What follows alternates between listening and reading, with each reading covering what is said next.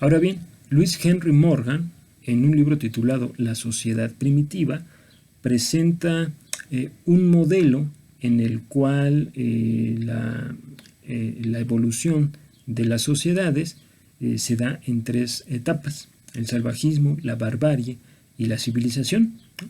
Ahora bien, al salvajismo y a la barbarie, Louis Henry Morgan las divide en 3 diferentes subetapas, ¿no? De tal manera que tenemos salvajismo inferior, salvajismo medio y salvajismo superior. Y por otro lado también tenemos barbarie inferior, barbarie media, barbarie superior y finalmente civilización. Ahora bien, lo importante del esquema o del modelo de Louis Henry Morgan es que a cada etapa Louis Henry Morgan le atribuye un tipo de organización familiar, un tipo de actividades productivas, un tipo de organización política, un tipo de sistema de parentesco, etcétera, ¿no? Y lo importante es ir viendo los puntos cruciales de este desarrollo o evolución de la sociedad, ¿no? Por ejemplo, este es el esquema que presenta Louis Henry Morgan en su libro. Aquí tenemos las etapas evolutivas, ¿no? Está el salvajismo, inferior, medio, superior, la barbarie, inferior, media, superior, y finalmente tenemos aquí la civilización. Ahora bien, dice Louis Henry Morgan, ¿no? Al salvajismo inferior, ¿no?, la organización familiar era consanguínea, mientras que en el salvajismo medio la organización familiar era punalúa. Ahora bien, ¿cuál es la diferencia entre una familia consanguínea y una familia punalúa? Bueno, pues que en una familia consanguínea no hay prohibición del incesto, de tal manera que es posible un matrimonio entre parientes, mientras que en la familia punalúa sí hay prohibición del incesto, de tal manera que allí, no, en una familia punalúa, no hay matrimonio entre parientes. Entonces, precisamente, vamos a decir que la invención de la prohibición del incesto, ¿no?, es lo que, al nivel del salvajismo, permite que las sociedades evolucionen de una organización familiar consanguínea a una organización familiar punalúa, ¿no?, y que al mismo tiempo, ¿no?, vamos a decir que suban en la etapa evolutiva, ¿no?, de un salvajismo inferior a un salvajismo medio. Ahora bien, otro momento crucial en la evolución de las sociedades es el que se da en la barbarie media. En la barbarie media se da la invención de la agricultura y también de la ganadería. Ahora bien, la invención de la agricultura y de la ganadería hace que la organización familiar se transforme de una familia, que en este caso es sindiásmica, ya no punalúa, sino sindiásmica, se transforme o evolucione a una familia patriarcal. Ahora bien, ¿cuáles son las características de una familia patriarcal? Bueno, una familia patriarcal es aquella que se organiza en torno a un hombre, ojo, un hombre que es el patriarca, llamado el patriarca, es decir, el jefe de toda la familia, ¿no? Pero es un hombre, ¿no? Entonces, ahora bien, ¿por qué se da la transformación de una familia, que en este caso aquí sería sindiásmica, a una familia patriarcal? ¿No?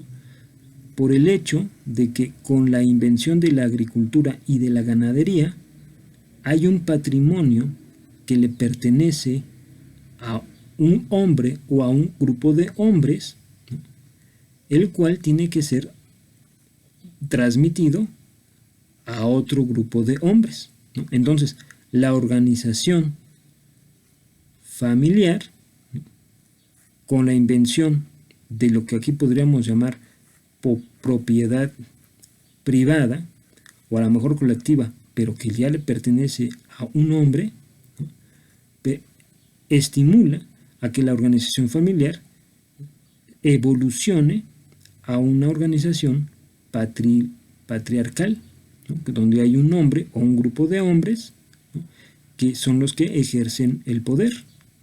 Ejercen el poder en base al poder económico que les da la invención de la agricultura o de la ganadería, ¿no?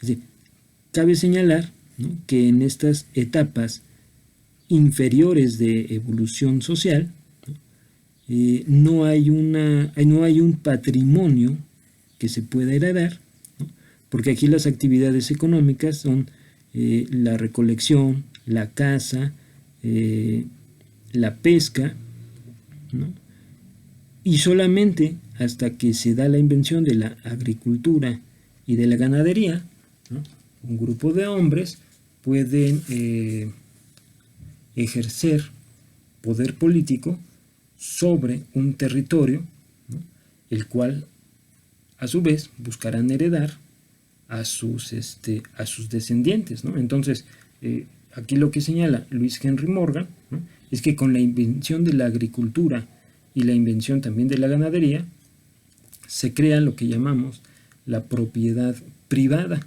¿no?, y esa propiedad privada pues tiene que ser heredada, ¿no? ¿Y quién va a heredar? Dice Luis Henry Morgan: un hombre, un padre, a sus hijos, o en todo caso, un tío materno al hijo de su hermana, ¿no? Pero es una herencia que va de hombre a hombre, ¿no? Y el chiste de hacer esta herencia de un hombre a un hombre es el de mantener bajo control, ¿no?, un territorio. Entonces, este es uno de los momentos cruciales, ¿no?, en la evolución de las sociedades, ¿no? Al mismo tiempo, la organización política, con la invención de la agricultura y de la organización familiar patriarcal, se transforma o evoluciona a una tribu, ¿no?, porque anteriormente aquí la organización política era de horda, ¿no?, o de clan, ¿no?, y ya la tribu es un grupo de individuos que mantienen control sobre un territorio. De las familias patriarcales, ¿no?, posteriormente, cuando ya se da una evolución a la civilización, la familia patriarcal evoluciona a una familia monógama, ¿no? Aquí en las familias patriarcales, pues obviamente el jefe de la familia es un hombre, pero ese hombre pues también tiene la posibilidad de tener varias esposas, ¿no? En una familia monógama, pues no solamente es el matrimonio entre un hombre y una mujer, ¿no? Y por otro lado, ¿no?, se da la evolución de una organización política de tribu a una organización política de Estado, ¿no? Esto ya es en la etapa de la civilización. Entonces, lo interesante de estudiar el esquema que presenta Luis Henry Morgan es el de ir detectando, ¿no?, esos puntos cruciales en los que se van dando invenciones, adelantos tecnológicos, como diría Marx, cambios en la estructura, que al mismo tiempo estimulan cambios en la superestructura, ¿no? Por ejemplo, ¿no?, aquí tenemos un cambio de la estructura, ¿no? Aquí con la invención de la agricultura se desarrollan nuevas relaciones de producción, se desarrollan también nuevos medios de producción, y todas estas transformaciones de la estructura hacen que evolucionen elementos superestructurales como la organización de la familia y la organización política, ¿no? Entonces, en resumidas cuentas, ¿no?, los esquemas evolutivos que presentan Morgan, May, McLennan, Bachofen, ¿no?, están desarrollados dentro de esta perspectiva del materialismo histórico, ¿no?, que junto con el determinismo racial, vamos a decir que influyeron en gran medida en las primeras investigaciones antropológicas.